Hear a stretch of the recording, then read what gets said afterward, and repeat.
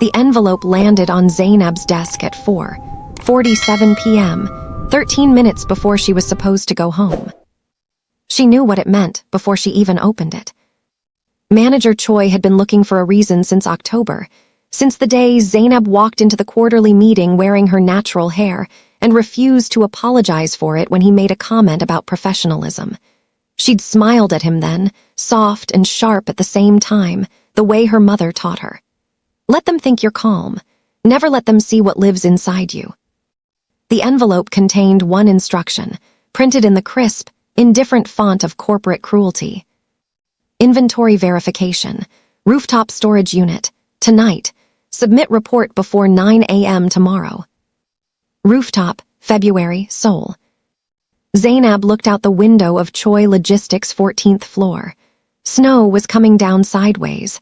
The kind of cold that doesn't just touch your skin, it argues with your bones. She looked around the open office. Her colleagues were already packing up, scarves wrapped, coffee thermoses clicked shut. No one met her eyes. They knew. They always knew and never said anything, which she had decided long ago was its own kind of cruelty. She picked up her phone. No missed calls. No reason anyone was coming to rescue her. Fine. She buttoned her coat, wool, camel-colored. The one good thing she'd bought herself after signing her first Seoul contract 2 years ago. And she took the stairs to the rooftop, because the elevator felt like a coffin she wasn't ready to climb into. The rooftop hit her like a wall. Wind ripped through the gaps in the storage unit fence. Snow gathered in the creases of her sleeves within seconds. Zainab pulled out her phone flashlight and started counting inventory crates, her breath forming clouds that the wind immediately stole.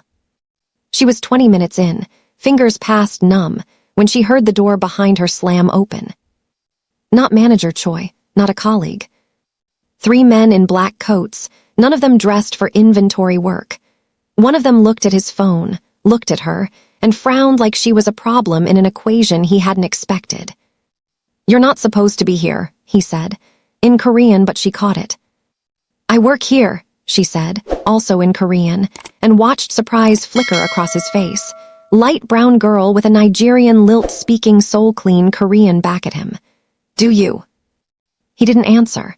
He stepped forward, and that's when Zainab understood that the crates they were here for had nothing to do with Choi Logistics' official inventory. She turned and ran for the door. She almost made it. They didn't hurt her, which told her something. Men who mean to hurt you don't hesitate. These ones grabbed her arms with the careful grip of people who'd been told to bring something back intact. She struggled anyway because her mother also taught her, make them work for it. They brought her inside, down 2 flights of stairs she hadn't taken, into a room behind the building's maintenance corridor that shouldn't have existed on any floor plan she'd ever seen. It was warm. That was the first thing that registered, the aggressive relief of warmth after the rooftop. The second thing was leather chairs that cost more than her monthly salary. The third thing was him. He was standing with his back to the door, looking at something on a screen mounted on the wall, a phone held loosely in one hand. Dark coat. Shoulders that suggested a history of violence held in reserve. His jaw was sharp enough to cast shadows. He turned. And for 3 full seconds, the universe had the audacity to stand completely still. Jin. Not **** Jin. Not someone who looked like him or walked like him or held silence the way he did like it was something valuable. Him, Park Jin, 30 years old. The man she had loved so completely for 14 months in Busan that she'd had to leave the entire city to get her sense of self back. He stared at her. She watched something move through his face, something she recognized because she'd spent 14 months memorizing his expressions. It wasn't surprise exactly. It was the look of a man who had calculated many things and missed exactly one. "Jinaya," he said, the nickname, the old one, the one she hadn't heard in 2 years, and then he stopped himself, corrected. "Zainab." "Don't," she said, one word. Both of them knew what it meant. One of his men started to explain. She was on the rooftop. She saw the drop. She wasn't supposed to be in the building at all. Their contact said the floor would be clear by 5. Jin raised one hand, and the man stopped talking mid-sentence. "She's not a problem," Jin said quietly. She saw. "She's not a problem." His voice didn't rise. It never did. That was the thing about Jin she had never been able to explain to anyone. He was the quietest, dangerous person she had ever met. "Leave us." The men left. The door closed. And Zainab stood in a room with her ex-lover, who apparently ran the operation she'd accidentally stumbled into, snow still melting in her hair, fingers starting to feel again, and the terrible, humiliating awareness that she was glad, some stupid, stubborn part of her was glad, that it was asterisk him and not a stranger. She hated herself for it. "You look cold," Jin said. "You look exactly the same," she said. "I don't mean that as a compliment." Something happened at the corner of his mouth, almost a smile. She'd forgotten how much she hated that almost smile. "Sit down, Zainab." She stayed standing. "Because some things you give a man once and spend years taking back." Jin didn't push her to sit. That was the thing about him. He never pushed. He simply arranged the world around you until standing felt like your own stubborn choice and sitting felt like relief. And by the time you realized what he'd done, you were already comfortable, and that was already dangerous. He moved to a side table, poured something hot from a thermos, and set it on the arm of the chair nearest to her. Steam curled up like a question. She didn't touch it. "How long have you been in Seoul?" he asked. His tone was the same one he used to use when he was buying time, conversational on the surface, calculating underneath. "Long enough." "Choi Logistics." He said it like he was reading a file. Maybe he was. 2 years, logistics coordinator, recently underpaid and clearly underestimated. He glanced at her. "He sent you to the rooftop on purpose." "I know that." "He does it to people he wants to push out, makes it uncomfortable until they quit." His jaw shifted. "You didn't quit." "I don't quit things." She held his gaze. "You know that." The air between them pulled tight. They both knew what she wasn't saying. He looked away first. Good. She cataloged that quietly, filed it somewhere she could use later if she needed to. "The crates," she said. "What's in them?" "Nothing that concerns you." "I'm already concerned. I was on the rooftop. Your men grabbed me. I'm in a room that isn't on any floor plan." She tilted her head. "I think I'm very concerned, Jin." He turned to face her fully then, and she made herself hold still because even now, even angry, even cold, even 2 years wiser, the full weight of his attention was something you had to brace for. "Documents," he said. "Stolen." "Recovered." "That's a pretty word for it." "Most of what I do has pretty words." He said it without apology. That had always been one of the things she'd fought with him about, his complete lack of shame about who he was and what he ran. He'd never lied to her about it. She'd almost preferred it when she thought he might. She crossed her arms. "I want to leave." "I know." "So let me." He was quiet for a moment. In the old days, she'd have filled that silence. She was better now. She let it sit there between them, heavy and honest. "There's a man on his way up," Jin said finally. "He's been watching this building for 6 days. He's not watching it for me." He paused. "He's watching it because 2 weeks ago, your manager Choi made a very stupid deal with someone he shouldn't have, and now that someone wants to make sure there are no loose ends." Zainab felt something cold move through her that had nothing to do with the rooftop. "What kind of loose ends?" "The kind that were on the rooftop tonight doing unauthorized inventory." His voice was steady. "The kind that can identify what was stored here." She stared at him. "Choi sent me up there knowing." "Choi sent you up there not caring." Jin's voice was flat. "There's a difference. He didn't arrange it. He just didn't mind if it happened." Something hot moved through her chest. Not fear. She'd sort through fear later in private. This was anger, and it was clean and clarifying. "Tell me his name," she said. "The man watching the building." "No." "Jin." "Because if I tell you his name, you'll remember it, and right now the best thing for you is to remember nothing." He looked at her steadily. I need you to stay in this room for 40 minutes. After that, my men will walk you to a car and the car will take you home. Tomorrow morning you will call in sick. And my job. Your job is done, he said it simply. Choi Logistics will be having significant regulatory difficulties starting tomorrow, Manager Choi specifically. Something moved behind his eyes, not cruelty exactly, but the older cousin of it. He shouldn't have sent you to that rooftop. She searched his face. You're doing that for me. I'm doing that because he interfered with my operation by putting an innocent person in the path of something dangerous. He picked up his phone. The fact that the innocent person is you is irrelevant.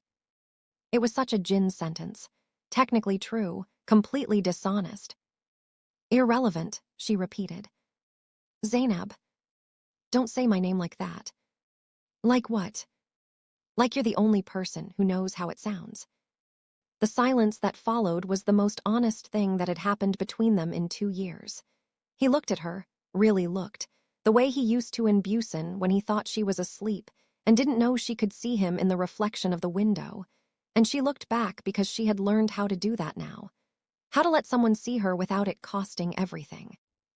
His phone buzzed. He looked down. Something changed in his face. Get behind the table, he said. What? Asterisk Zainab. The way he said it now was completely different from 30 seconds ago, stripped of everything except urgency. He was already moving, hand inside his coat. Behind the table, now. She moved. Because she had disagreed with Jin about many things over 14 months, but she had never once doubted his read of danger. The door opened. It wasn't his men. The man who walked in was older, maybe 50, silver at his temples, an unremarkable face that she understood immediately was the most dangerous kind. He looked at Jin. He looked at the room. His eyes found her behind the table with the calm efficiency of someone doing a visual sweep, not a search. You have a guest, the man said. A delay, Jin said. His body was between her and the door. She noticed that. She wasn't sure what to do with it. She was on the rooftop. Civilian, wrong place. Or right place. The man's eyes stayed on Zainab. You look familiar. Zainab said nothing. Her heart was doing something athletic against her ribs, but her face was her mother's face, arranged and still, giving nothing. The man tilted his head. Korean. Nigerian, she said. Born in Lagos, raised partly in Incheon. She said it calmly, like he'd asked for her resume. My Korean is better than yours. Jin made the smallest sound. If she didn't know him, she'd have missed it. She knew him. The man smiled. It was the kind of smile that made her want to back up. I like her, he said to Jin. That's unfortunate. Jin's hand moved inside his coat. Don't, the man said softly. And then he looked at Zainab and said something that rearranged everything she thought she understood about tonight. Tell me, does he know you work for us? The question hung in the air like smoke. Zainab watched Jin's shoulders go rigid, that particular stillness that meant the ground had shifted, and he was recalculating everything at once. She had seen it once before in Busan, when he'd realized one of his own lieutenants had been feeding information to a rival. He'd gone very quiet for 3 days after that. The lieutenant had simply disappeared. She kept her face neutral, kept her breathing even. The man, she still didn't know his name and was starting to understand that was intentional, watched her with patient, reptilian calm, waiting for her to flinch or confirm or deny. I don't know what you're talking about, she said. No, he reached into his coat and produced a photograph, slid it across the table toward her. Taken 6 weeks ago. When you and Director Lim, who is not the kind of man a logistics coordinator meets for coffee unless someone arranged the introduction. She looked at the photograph. Her and an older man at a corner table, leaning close, the body language of people exchanging something important. She remembered that meeting. She remembered exactly what was said and exactly why it had happened. She also knew that whatever she said next would either bury her or rewrite the entire night. Jin spoke before she could. Where did you get that? His voice was quiet. Careful. The voice that meant he was somewhere between furious and devastated and refusing to be either in front of company. We've been watching Director Lim for months, the man said. Your ex-girlfriend appeared in our surveillance 3 times before we realized who she was. He tilted his head at Zainab. Once we did, it became an interesting question. Did you place her, or did she place herself? She has nothing to do with my operations, Jin said. You don't sound certain. I am certain. Then, why does she meet with the man who's been quietly dismantling your Eastern distribution network for the past 8 months? The question was a blade and it landed clean. Zainab watched it hit Jin, watched him process it, absorb it, refused to let it show completely. But she knew his face. She always had. He turned and looked at her. Not accusation, not yet, something more gutting than that. The look of a man asking a question he's terrified to have answered. Zainab. She held his gaze. It's not what he's implying. Then tell me what it is. The man settled back, folding his hands, content to watch them tear each other open. Zainab hated him for that, the comfortable cruelty of it, using their history as a theater. She looked at Jin and made a decision. Director Lim approached me 4 months after I arrived in Seoul, she said. He knew who I was. He knew I'd been with you in Busan. He wanted information on your operations, your routes, your contacts, your storage locations. She paused. He offered me a lot of money. Jin said nothing. The quality of his silence changed. I told him no, she said. I told him no, and then I contacted the only person I knew who could tell me whether I was in danger for having been asked. She looked at him steadily. I contacted your lieutenant, Seo. I told him everything Lim said. I've met with Lim 3 times since, on Seo's instruction, feeding him nothing while letting him think I was cooperative. The room was completely still. You've been working with Seo, Jin said slowly. I've been keeping myself safe, she corrected. The way I've always had to, without anyone handing me a manual. Jin turned to look at the silver-haired man. Something passed across his face that she couldn't read, new information clicking into place, the picture reshuffling itself. Seo reported an asset in the Lim network, Jin said quietly. It wasn't a question. It was a man arriving somewhere and not being happy about where he'd ended up. He never gave me a name. He was protecting me, Zainab said. I asked him to. Why didn't you come to me? Because I left you, Jin. Her voice stayed level. Coming to you would have meant something I wasn't prepared for. The silver-haired man cleared his throat. Lightly, like someone reminding a theater audience what genre they were watching. Touching, he said, but it doesn't solve my problem. He looked at Zainab. You've been in contact with Lim's network. You've seen his face. You know his patterns. His eyes moved between them. That makes you a liability I can't afford to leave walking around Seoul. She's under my protection, Jin said. The words came out flat and immediate, no space before them. You don't have the authority. I have the rooftop. Jin's voice dropped. Those documents prove Lim's connection to the Yongsan deal. That's what you've been trying to recover for 4 months. I have them. He paused. She walks, tonight, untouched, or we renegotiate what I hand over and to whom. The man looked at him for a long time. Zainab watched the calculation happen, the slow, cold arithmetic of men who treated human lives as variables. She had grown up watching her father negotiate in Lagos markets, had learned early that every negotiation had a moment where the air changed and you could feel which way it was going to break. She felt it now. Fine, the man said. He stood, buttoned his coat. She walks. He looked at Zainab one last time. Stay out of rooms that aren't on floor plans, miss. Zainab, she said. Just Zainab. He left. The door closed, and the room breathed again. She became aware all at once that her legs were tired, the kind of tired that comes from standing very straight for too long. She reached back and gripped the edge of the table. Jin crossed the room in 4 steps and stopped just short of her. Close enough that she could see the tension still sitting in his jaw, the careful control of a man who had been holding something together for the last 20 minutes and was only now deciding whether to let it down. You should have told me, he said. I know. Seo should have told me. I asked him not to. Zainab, he stopped, ran a hand through his hair, the gesture she remembered, the one that meant he was at the edge of himself. You were in danger, for months, alone. I've been alone since Busan, she said quietly. That's not a complaint, it's just the truth. He flinched, small, controlled, but she saw it. Good. Let him see what 2 years without a word looked like from her side. Why did you leave? He asked. His voice was stripped of everything now, no armor, no careful distance. Just the question he'd probably been carrying since the morning she didn't come back. You know why? I want to hear you say it. She looked at him. At the face she'd spent 2 years trying to make ordinary in her memory and failing completely. Because I loved you in a way that was making me smaller, she said, and I needed to know if I could be big on my own. He absorbed that. She watched it move through him. And, he asked softly, and I can.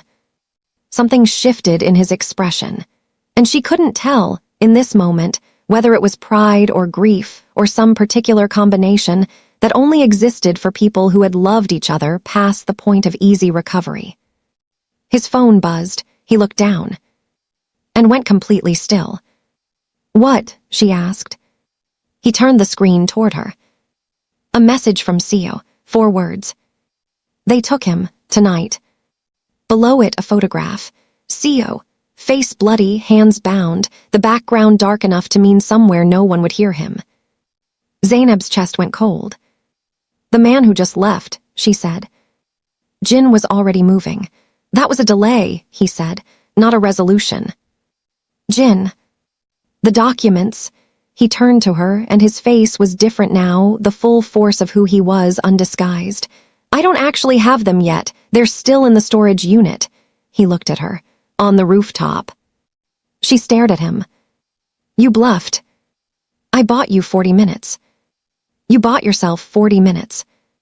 I bought you asterisk, he said. The quiet of it landed harder than anything loud could have. I bought you time, the rest I'll sort. He grabbed his coat. Stay in this room. Do not open the door for anyone whose voice you don't know. I'm not staying in this room. Zainab. Seo protected me for 4 months, she said. I'm not sitting in a chair while he... You don't know what you're walking into. Neither did I the first time I fell in love with you. She grabbed her coat from the chair. The tea he'd poured for her was cold now. She hadn't touched it once. And I survived that. He looked at her for one unguarded second. Then he said, Stay behind me.